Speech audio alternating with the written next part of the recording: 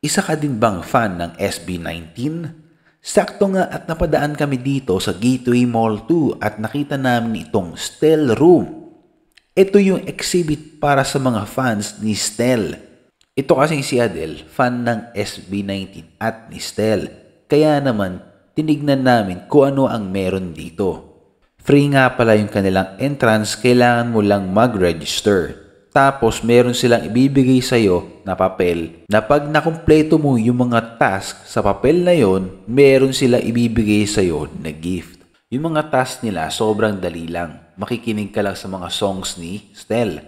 Tapos ifa-follow mo Stell para lagi kang updated sa kanya. Magsusulat ka lang ng message para kay Stell tapos ididikit mo lang. Si Kobe gumawa din. Nag-drawing siya ng record tapos gold. Tapos dinikit din niya katabi ng message ng mami niya. Nagpapagames din pala sila dito. Nilaro ni Kobe yung papel na maze. Meron din prize pag natapos mo. Tapos nagpapagames din sila yung puzzle with timer.